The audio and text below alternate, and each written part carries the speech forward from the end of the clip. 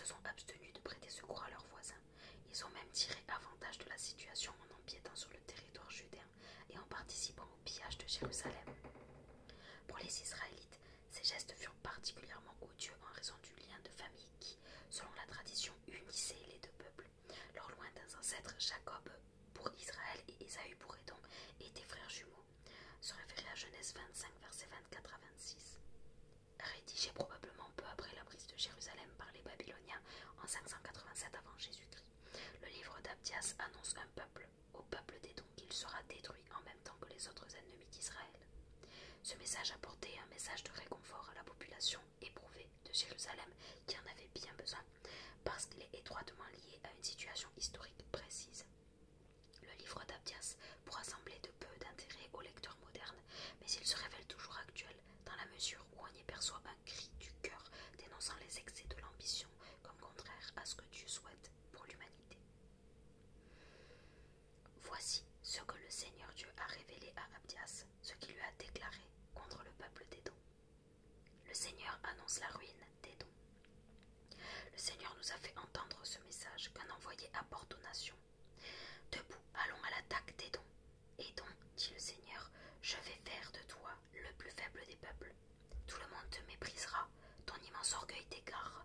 Tu es installé dans les trous de rochers aux endroits les plus élevés, et tu te dis, qui pourrait m'en déloger?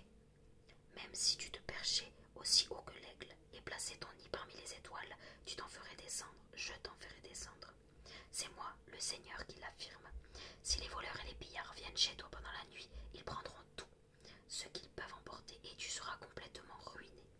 Si les vendangeurs pénètrent dans la vigne, ils laisseront seulement quelques grappes. Ainsi chez vous, descendants d'Ésaü, tout est mis à sac, même vos richesses cachées sont découvertes. On vous chasse de votre territoire, tous vos alliés vous trahissent, ceux qui étaient vos amis vous réduisent à leur pouvoir, vos anciens compagnons de table mettent des pièges sur vos pas.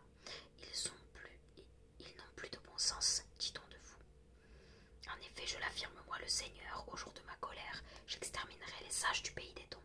Je ne laisserai sur ces montagnes aucun homme intelligent.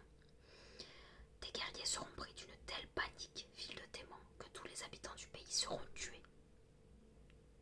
Les Édomites ont profité du malheur d'Israël. Vous avez dépouillé et tué vos frères, les descendants de Jacob. Eh bien, vous serez couverts de honte et exterminés pour toujours. Vous vous teniez à l'écart quand les ennemis mettaient leur armée hors de combat et pénétraient dans leur ville. Et lorsque ces étrangers ont tiré au sort les richesses de Jérusalem, vous aussi vous avez agi contre eux, comme eux. Et donc, tu n'aurais pas dû regarder avec plaisir tes frères de Juda au moment de leur malheur. Il ne fallait pas te réjouir au moment de leur ruine, ni avoir l'insulte à la bouche au moment de la détresse.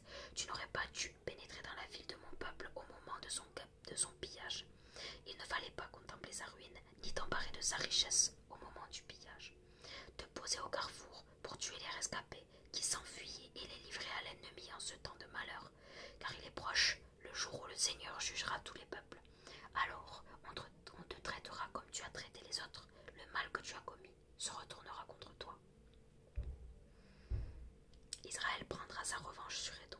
Vous, les Israélites, vous avez déjà bu la coupe de ma colère sur la montagne qui m'est consacrée. Eh bien, les autres peuples n'en finiront pas de la boire. Ils la boiront jusqu'à l'ivresse, puis ils disparaîtront complètement. Alors sur le mont Sion, qui m'appartiendra de nouveau tout à fait, les rescapés trouveront asile. Les descendants de Jacob reprendront leur pays à ceux qui leur avaient pris.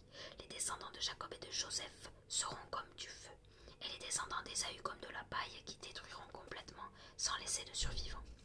C'est moi, le Seigneur, qui l'affirme. Les gens de Juda s'empareront des montagnes d'Édom au sud. Ils occuperont également le pays bas, contrée des Philistins, et la Samarie, territoire des descendants d'Éphraïm. Les descendants de Benjamin s'empareront de Galaad.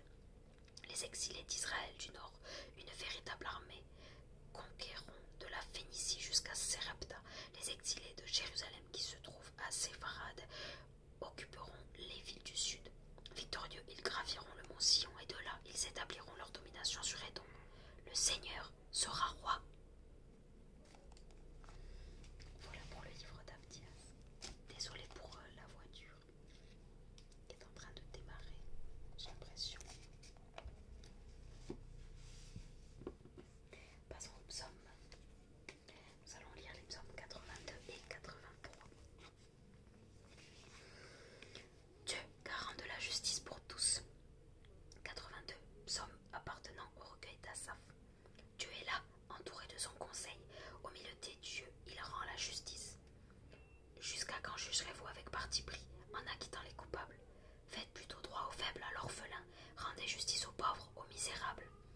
Soulagez le faible et le malheureux, arrachez-le aux griffes des méchants.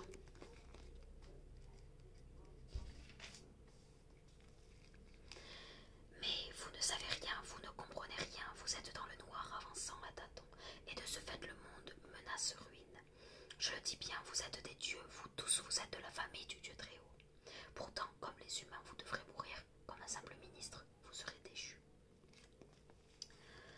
Interviens, ô Dieu, sois le juste du monde, car tu es le maître de toutes les nations.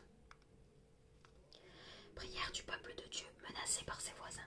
83. Chant, psaume appartenant au recueil d'Asaph. Ô Dieu, ne t'accorde aucun repos, ne garde pas le silence, ne reste pas inactif. Voici tes ennemis qui s'agitent, ceux qui t'en veulent ont relevé la tête, ils trament un complot contre ton peuple, ils se concertent contre tes protégés. Allons, disent-ils, faisons-les disparaître en tant que nation, qu'on ne prononce plus le nom d'Israël. Ils se consultent, ils sont tous d'accord pour conclure une alliance contre toi. Ce sont les gens d'Édom et d'Israël, ceux de Moab, d'Agar et de Gebal, les Ammonites et les Amalécites, les Philistins ou encore les gens de Tyr. Même les Assyriens se sont joints à eux pour prêter main forte aux descendants de Lot. Ô Dieu, traite les hommes comme Sisra et Yabin au torrent de Kishon, et comment les Madianites, ou comme les Madianites exterminés à la fontaine de Dor, et laissés comme du fumier sur le sol, et tous leurs chefs comme Zéba et Salmouna, ces gens qui avaient déclaré « Emparons-nous du domaine de Dieu ». Mon Dieu fait qu'ils aient le même sort que la graine du chardon ou le fœtus de paille emporté par le vent, comme un feu dévore la forêt, comme une flamme embrase les montagnes, lance une tempête à leur poursuite, terrifiés par ton ouragan. Fais leur monter la honte au front, fais qu'ils se tournent vers toi, Seigneur, qu'ils soient humiliés, épouvantés sans fin, que leur espoir soit déchu, qu'ils dépérissent, et qu'ils sachent alors que tu es Seigneur, le seul Dieu très haut sur toute la terre.